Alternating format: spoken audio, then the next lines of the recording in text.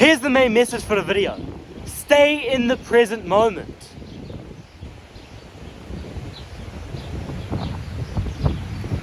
You ever hear some crazy stories about like David Goggins running 200 miles without stopping? Or like maybe one of your favorite athletes doing some crazy training and you think, man, if I was in that position, I would not be able to do that. How do they do it? Well, they're not superhuman. You can do it too. How do elite athletes bear with the unbearable? Well, the first thing you got to understand is, why does your brain convince you to quit?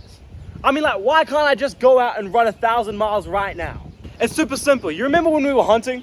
Obviously, you don't remember when we were hunting. I mean, like cavemen. When they saw like a gazelle, they were like, damn, I'm gonna eat that. That's gonna feed me for today. And it was super easy to go run 50 miles until it got tired and kill it. When you're just exercising, when you're training, your brain doesn't think, oh man, this is gonna be super, super beneficial for me.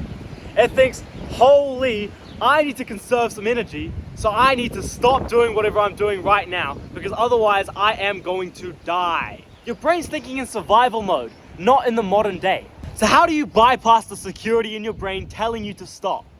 Well, it's super simple. All you gotta do is stay present. Listen, hear me out. I know you hear that everywhere. But let me tell you a story. When I first started swimming, I was maybe like, I don't know, 11 or 12 years old. I remember I had this really, really hard set for me at the time. It was 10 100 meters freestyle. Looking back, that's actually not as bad as I thought it was. But for me at the time, that was really, really hard. And I remember saying to my coach, man, I'm really scared to do this set. Like, I don't think I can do this. And my coach said to me, he said, what are you scared of? And I was like, oh, well, it's just a lot of distance. It's like 1 kilometer of freestyle and it's fast as possible. And he said, oh, so you're scared of the distance? And I said, well, you know, yeah, a little bit. And my coach says, okay, well, how about you just do the first 50 meters of the first 100 freestyle as fast as possible. And then after that, you know, just don't worry about the rest of it. You just go the first 50 meters fast. And if you feel good then you can keep going. I was like feeling real good about myself right then. I was like, oh yeah, I basically just got a free pass to get out whenever I want. I can like take this super easy. So I start doing the first 50, you know, and I get to the 50 meter mark and I've gone as fast as possible and I'm actually not feeling that bad. It surprises me. So then I decide, okay, well, how about I just max the next 50? Right there in that moment, my coach told me to focus on the first 50 meters.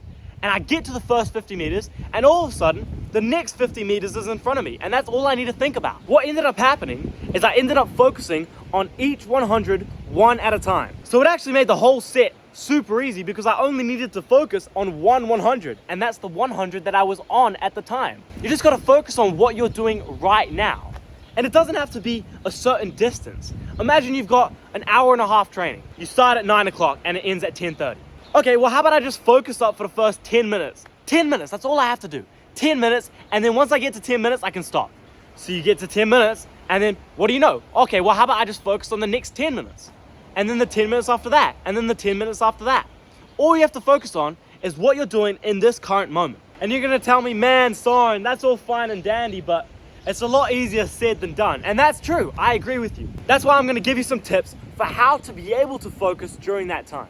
The first thing that helps me is meditation. Meditation is a super, super simple thing that you can do like literally 5 minutes a day, 3 minutes a day if you want to, 1 minute a day, and you'll make some improvement to be able to do these harder sets one step at a time. So what is meditation and how do you do it? Well, meditation is basically just training your focus. So here, do this with me. Rub your fingers together like that. You see what I'm doing? Rub your fingers together like that. I want you to close your eyes. And keep rubbing your fingers together like this. And I want you to focus on the feeling between your fingers. Focus on how your fingers connect, how your fingers feel when they rub against each other. I want you to really focus on it. And if a thought comes up, just bring it back to this feeling right here. All right, now open your eyes. What you just did was meditation. It's focusing on something super simple. Whenever a thought comes up, whether it be a past thing or a future thing or maybe a present thing, you just bring it back gently to what you're supposed to be focusing on, which is this. Most people do this with the breath, and that's what I do. Every morning I do 10 minutes. I just breathe. And I focus on the expansion of my chest. I focus on how the air feels when it comes into my body, how the air feels when it comes out, and I focus on what I'm feeling while I'm breathing. I use an app and it basically just tells me, oh man, just like focus up. Because sometimes you think so hard that you just like forget that you're meditating at all. So this app basically just say every once in a while it says, yo, bring your focus back to what you're supposed to be focusing on, back to the breath. That app is Medito, and I'll leave a link to it in the description. After training your focus, you're able to take things one step at a time because you think less about the future, you think less about the past, and you think more about what you're doing right in this very moment. The other thing that really helped me is labeling what I'm feeling very clearly. A lot of people think that athletes are super positive all the time. Oh, yay! I'm so excited to do this super hard set. The thing is, it's not true at all. The elite athletes just know how to label each thing that they're doing. For example, if they've got a really hard set, they don't say, oh man, I'm excited to do this super hard set. Oh, no, that's fake. What they do say is, okay, this is gonna be super uncomfortable, but it's gonna make me better. Okay, this is actually really hard, but here's what I need to focus on. And what that does is, instead of being compelled by your thoughts, instead of listening to your brain when it's trying to make you quit, listening to that security system trying to make you stop, you instead separate yourself from your thoughts and you just do what you need to do in the present moment. So really, all you need to do is focus on the present moment. Focus on what you're doing, all right?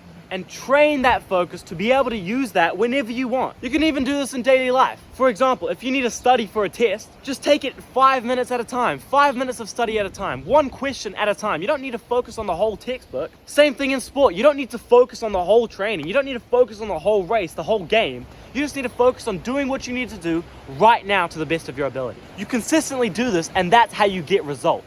So in summary, stay in the present moment, meditate, label your thoughts and feelings correctly, and get those results. I'm Soren Wells. Like and subscribe. I'm not dead yet.